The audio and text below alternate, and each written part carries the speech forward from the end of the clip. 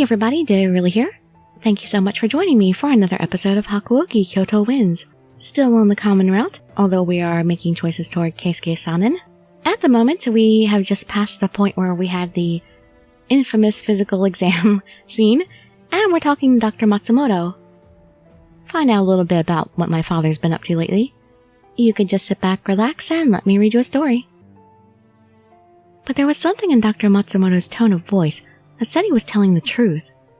I've already heard about how it makes you strong and hard to kill, but doesn't it cause so much pain that it makes most people go crazy? And even if you survive that, then even the smell of blood can make you go crazy again. Dr. Matsumoto nodded slowly, then pinched the bridge of his nose with his thumb and forefinger. He looked very tired. So you know about that too? Yes. They were human, but not human. Perhaps they were almost entirely different now. I couldn't see how this water of life could ever be used for good. Even if it had healed Sanan's arm, he'd suffer greatly in the process. Why? It sounded more like a moan than a question. My father would never want to ruin the life of another, but because of what he'd done, people suffered, and some even died. Why was my father doing this? But it wasn't just my father. I was sure no one involved expected such a terrible outcome.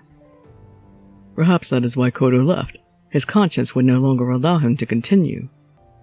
But the Water of Life was an opportunity given to us by the Shogun to help strengthen the Shinsengumi. The doctor only shook his head. It was an experiment, and it has failed. You should put it behind you. I'm sure the Shogunate has abandoned it as well. Kondo frowned, perhaps unhappy that Dr. Matsumoto would question the Shogunate's original decision. You've seen what happened to the men it was tested on, Kodo. It cannot be allowed to continue. This experiment is inhumane, and you know it. Kondo gave a non-committal grunt and fell silent. I was sure Kondo knew just how dangerous it was to use the Water of Life, but the Shogunate had come to him with a request. He couldn't refuse it even if he wanted to. Silence fell like a thick blanket. I understand that you are the Shogunate's designated doctor, but you are not one of us. An outsider has no right to object. Sanan? His face was pale as moonlight, as if he was a walking corpse. Is it okay for you to be up right now?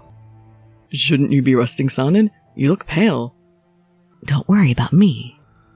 He bowed quickly, his mouth in a compressed line, and turned to regard the doctor with a cool gaze. We use this treatment effectively, and at our own discretion. It's dangerous, and far too strong. We have continued Kodo's research. I am, as you can see, living proof, so to speak. As Sanan did indeed prove, it was possible to drink the Water of Life and retain your sanity. It just wasn't easy. Perhaps you're right. But that could also mean that you're forcing your body in ways that eyes can't see. I am perfectly healthy. I respectfully disagree. With continued research and modification, we will have many more successes and fewer casualties. Do you plan on sacrificing more of your men in order to have more successes? Using your men to experiment with things that put them in danger comes off as a disregard for life. It's a disgrace. The men who gave their lives are the foundation of our work. They did not die in vain. But...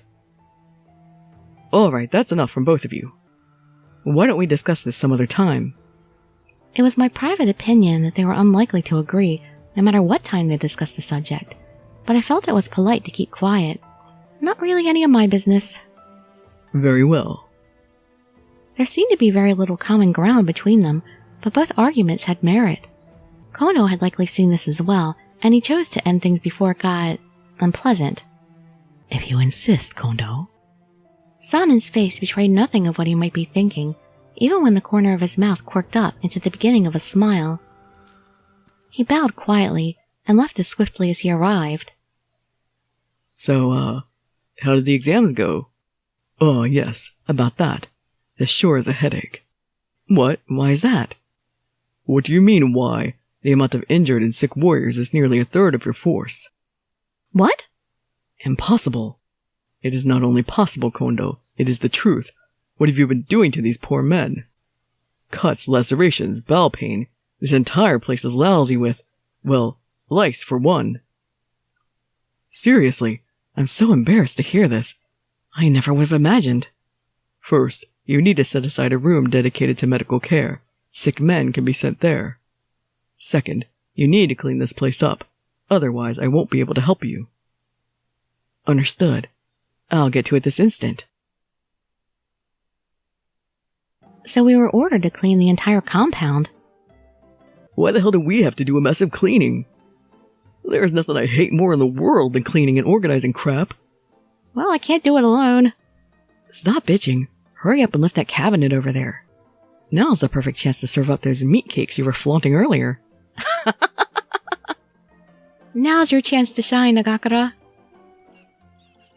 Ah! A rat! Are you scared of a rat, Heisuke? Calm down. It's not a big deal. It seems as though it was feeding on that rice ball over there. Why is there a rice ball on the floor? You're right. Who the hell hid their leftovers over there in the corner? Why do I have to bother myself with such a menial task like a servant? I mean, I'm a strategist more than anything. Cleaning isn't in my job description. Chill out. Ah, two gorgeous tall guys standing next to each other. Why don't you just whip out your prized Koshu style and do all the work for us? Shut it. My Koshu military science wasn't designed to help any of you with your housework. What a preposterous idea. Koshu military science?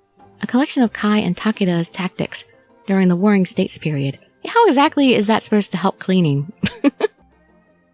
You're quite the big meanie, Harada.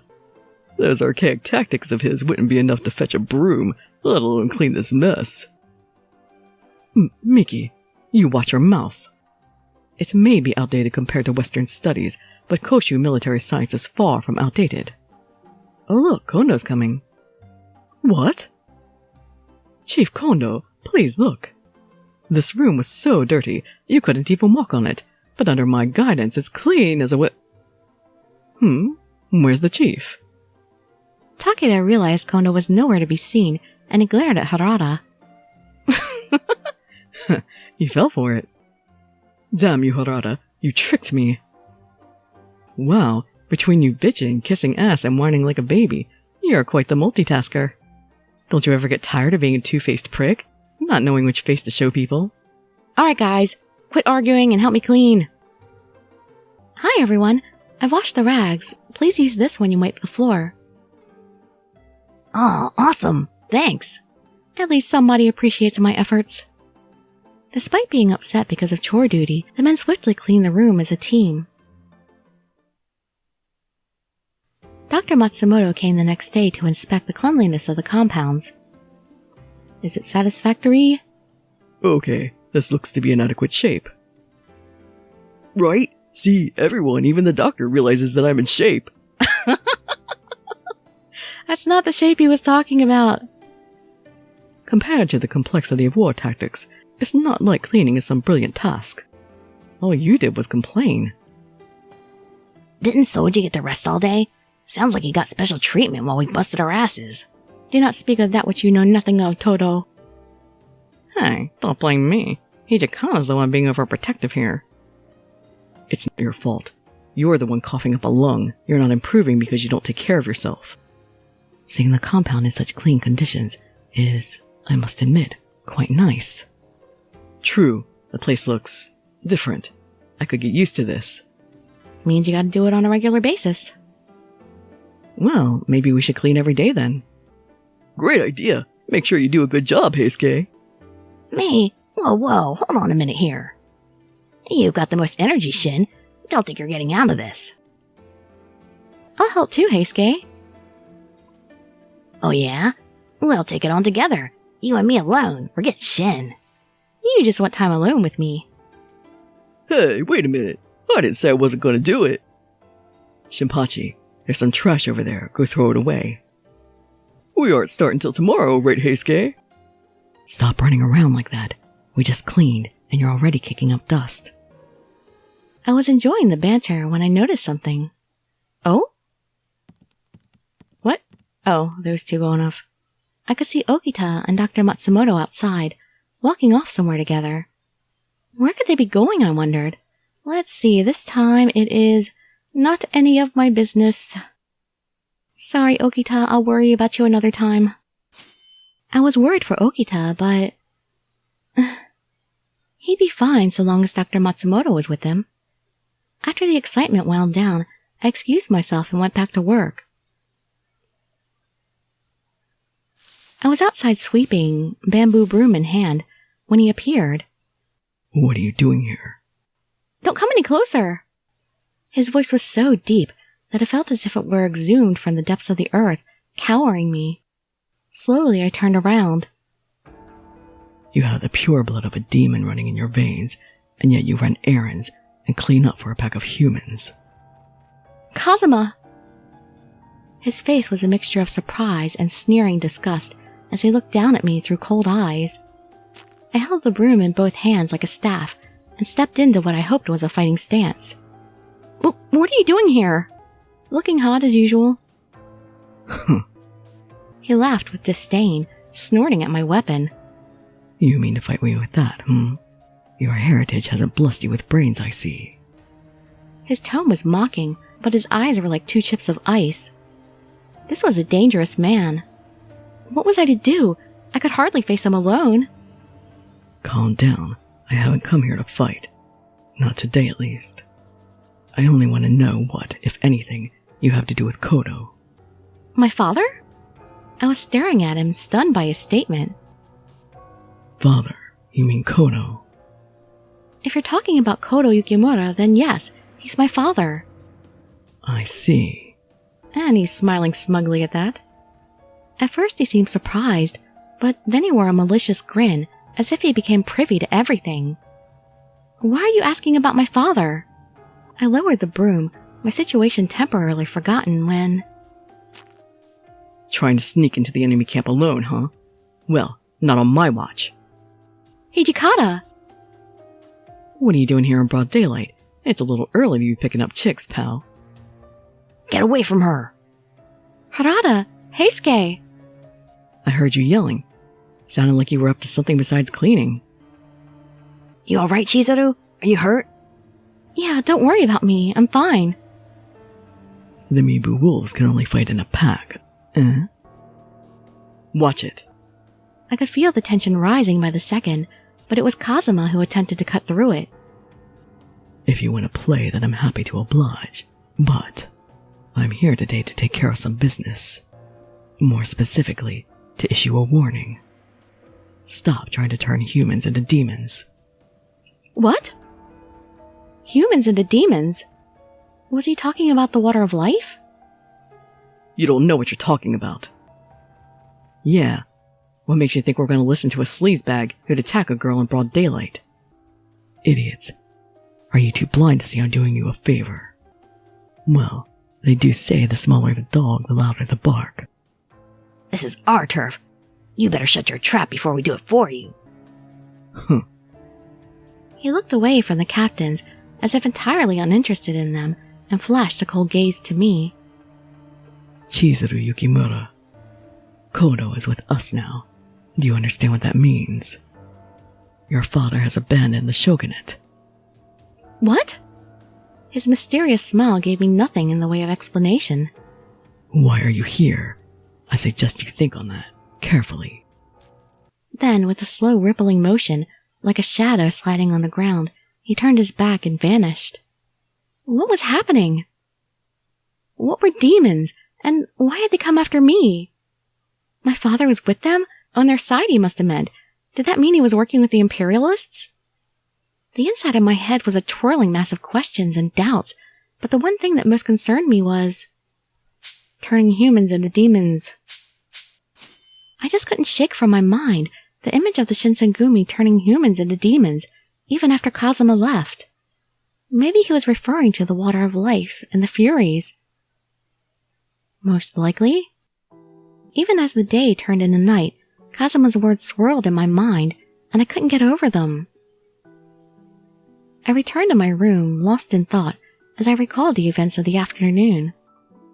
Yukimura, I apologize for bothering you at this hour. Are you still awake? Sanan? Yes, I'm still awake. I opened the sliding door to see Sanan standing there with a contemplative expression. My apologies. I'm sure my presence at this hour is a surprise, visiting a lady's room this late at night. Oh no, I didn't think anything of it. So, is there something I can help you with? Yes, I wanted to talk to you about the demons who visited you this afternoon. I was briefed on the situation by Hijikata. Supposedly, our uninvited guest accused us of turning men into demons. Is that true? Yes, and I've been thinking about it all day. Having Sanan come to my room to discuss the afternoon's events was a little intimidating, but I let him stay in my room and I recounted the story. It sounds very familiar to the effects of the water of life and the Furies. You think so too, Sanan? Yes, Kodo has defected to the other side. If he's working with foreigners, then maybe the word of Furies has made its way to them. So, was he coming here to warn us after learning about the Furies? Or did they come to stop us, knowing that the experiment is progressing beyond their control? Well, thank you for letting me know about this. No problem at all. I'm just happy to help. We didn't seem to figure out why he came, but we agreed to interpret it as a warning. So, could Father have been involved in all this? The thought of it made my heart tighten. On a side note, Yukimura, wouldn't you want to learn more about the water of life and the Furies? Learn more? Yes, I do. Because it involves you, Sanan. Well, if that's the case, then could you tell me how my father became involved with these things? Sure. It all started back when we were founded in Kyoto. Then we still referred to ourselves as Roshigumi. We had no funds, no backing, and almost nothing to eat. We were at a loss for what to do when the then Chief Serizawa bought us an opportunity. Chief Serizawa? So Kono wasn't the chief? When the Roshigumi was first established, we had 3 chiefs. The head chief was Kamo Serizawa. He had a penchant for violence, even with his own warriors, and most, if not all, negative rumors of the Shinsengumi came from his outbursts. However, he was an incredible swordsman, and he had many friends in high places. And thanks to his connections, the Roshigumi were able to slip by, if only just. In an effort to prevent our organization from going under, the shogunate negotiated with the chief to perform experiments with the water of life. But Kondo had told me they did it to make up for the lack of reinforcements from the shogunate. Yes, only if everything went as planned. If the serum worked, it would have increased our numbers. And so, Chief Serizawa began experimenting with the water of life and Furies on the Shinsengumi. And the shogunate had commissioned your father, Kodo Yukimura, to assist them. That part you're aware of, correct? Yes. The experiment began under the orders of Chief Serizawa. The initial subjects for the experiment were those whose days were numbered from fatal injuries, or those sentenced to death who could consent to the experiment in place of their execution. Just to be clear, everyone who partook of the experiment did so of their own accord. And under the leadership of Chief Serizawa, we performed many, many experiments, but most of the subjects became bloodthirsty. Any idea what we did with the failed subjects? What did you do? I have an idea. We blooded our hands with their lives. Why are you so cheerful about that? In the end, unfortunately, Chief Serizawa had also succumbed to the fate of the Furies. In order to become the Shinsengumi as we know it today, we've had to sacrifice the lives of countless comrades, an era of needless bloodshed. Kodo, despite being responsible for shaping the Shinsengumi as we know it, left one day without giving any explanation. Don't you think that was irresponsible of him? Now you understand why we're looking for him? Do you regret hearing the truth? No, I'm the one who asked.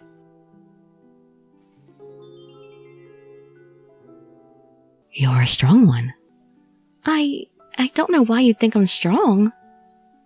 You may not, but it could be because you've yet to realize it for yourself. Was such a realization truly possible? I was about to cry, and my heart broke as if its shards scattered across an unreachable ether. I had no way of convincing myself in this moment or the next that I was strong. Well, it's getting late. It's time for humans to sleep. Sanan stood without making a sound, bowed, and disappeared like a shadow. I thought that having answers would help, but learning about the Shinsengumi's morbid past and knowing how much pain they've endured, most of all, knowing the extent to which my father was involved in all of this. From then on, Matsumoto visited the compound regularly to check up on the men of the Shinsengumi. Ever since Sanan had become the leader of the Furies, the group was named the Fury Corps. Still, I couldn't help but wonder, was it really all right to continue researching the Furies? My heart was heavy with worry. Without him, the Shinsengumi would be nothing. We would cease to exist. If so, why? July 1865.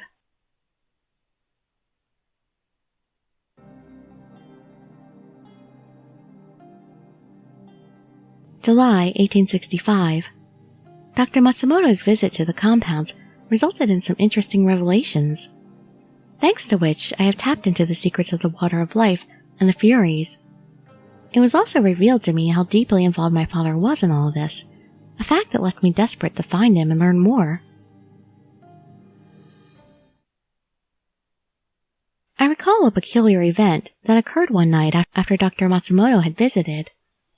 I shifted positions in bed for the 100th time. Sleep appeared to be impossible. Don't you hate nights like that? The rainy season was upon us, and the humidity was causing me to be covered in a sheen of sweat and completely uncomfortable. It's the worst. Maybe some fresh air will help. I got up and opened a window. Instantly, a cool breeze floated into my room. Much better. I stared at a section of the temple compound, savoring the feel of the air on my hot skin. Shining stars illuminated the view outside of my window, bathing everything in a soft glow. Sanan! I recognized that silhouette. Huh? Out of the corner of my eye, I sensed something move. Who would be outside this late? You are. The strange rumors that were floating around among the men suddenly came to mind. All of them made mention of a ghost wandering the entire compound during the night. Being in a temple, the surroundings were likely filled with some sort of spiritual energy, so there was reason for concern. But that's not possible, is it? If it wasn't a ghost, then I had just seen a real person, which might be an even bigger problem. If it was an intruder, then I need to report him. Worried, I clambered out of bed and padded as quietly as possible out of my room. I actually saw him from my bed then? But it's incredibly late. Who should I... The whole compound was asleep, and it was a little intimidating to try and wake one of them up. I stopped in the darkened hallway to consider my options. Yukimura, why are you going out at this time of night? Ah! I spun around at the sound of a voice out of nowhere, my heart hammering in my chest. I feel as if I'm some sort of thief, the way you reacted. I'm so sorry. No, it is I who should be apologizing.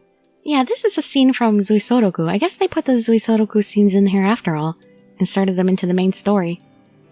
I didn't mean to frighten you. I just saw you looking lost and felt motivated to speak with you. Huh? Confusion ran through me, but he just smiled. If Hijikata catches you out this late, he'll be tempting the wrath of the demon. Oh, I'm sorry. I'll be more careful. Are you troubled by something? I would like to help if I can. The smooth, even tone of his voice made me blush. With someone else there, I was now feeling foolish. I lowered my head and mumbled. I just thought I saw some shadows move outside. I was worried it might be an intruder. I see. Unfortunately, now I feel even worse than before. For you see, the culprit who drew you out appears to be me. Huh? If that was true, then... But I thought you were forbidden from stepping outside, Sanan. And yet he's here in front of us. Indeed, all fairies have such restrictions placed upon them. His roundabout way of responding was sometimes hard to follow, but I bolstered my courage and asked a question. So then, you've been ignoring those commands even before tonight? Oh, how perceptive. Was that intuition or an educated guess? And is this sarcasm or a real question? I didn't intend to be rebellious or anything. I just wished to take a walk. I wasn't sure how to answer that exactly. He studied my face, gently smiling. I've overheard a few rumors that point toward a ghost roaming headquarters. Yes? That is most likely me. Every time I tell myself I shouldn't, but, well... Do you enjoy taking walks? I don't dislike them, but I have other reasons for doing this. I may be a fury, but being contained indoors with the others like me day after day, it begins to suffocate you. Besides, we are in a temple. It wouldn't be too unusual to spot a ghost here, in the middle of the night, yes? I suppose. So he'd known exactly the reaction he would get from his wanderings from the start. Ghost or fury, it doesn't change the simple fact that I cannot breathe fresh air until night shrouds everything from sight. Sanan, who had become a fury to help the Shinsengumi, was declared dead to protect secrecy. The weight of his secret must have been unbearable to carry, but he bore a silent burden. I will make more of an effort to restrain myself from stepping outside from now on. Oh, no, I don't think it's that big of a problem. I understand your desire to be free of your confinement, truly. If the rumors of a ghost spread too much, however, there may be an investigation. Just be careful. That's all I wanted to say. My heart ached at the thought of refusing him his walks, the only moments of freedom he was able to scrounge together in his new life. You're quite interesting. Huh? Oh, nothing. I will take your advice and be mindful of the rumors in the future. Thank you for not dismissing me out of hand. He could have completely disregarded my comment, but instead he listened to me. Emotions swirling, I bowed to him gratefully. He shook his head. No, it should be me who is thanking you. I am very grateful. Speaking with you has improved my mood. Something about the way you said that made me blurt out a question without thinking. Are you alright, Sanan? My injury has healed, of course, and so I believe myself to be rid of that which held me back. But there are moments when I lose sight of what I am. I gave up my life as a human, so it shouldn't bother me any longer. Sanan. He led the Fury Corps into battle, but he was also continuing his research on the water of life. Both took up all of his time, and he ended up isolated from everyone. Maybe he was even questioning his own existence. I am a shadow, tied to the world by my past. A human life has no meaning for me anymore. Perhaps the rumors are true, and I really am a ghost. He smiled bitterly, but through his ragged eyes I saw pain. He was wearing himself to nothingness. I had to grab his hands. I mentally sighed with relief. It seemed Sanan had recovered a bit of himself again, and I was glad.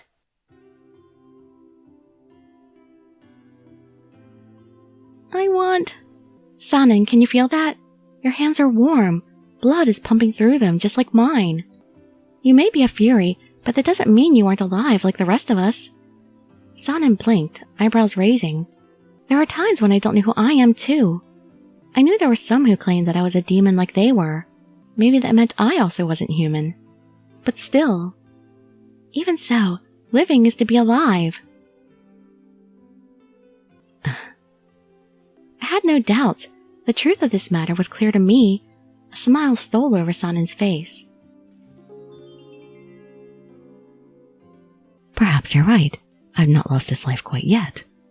Warmth had returned to his voice. No trace of his recent harsh and biting tongue could be found. It seemed like I was finally seeing the old Sanan, kind and gentle once more.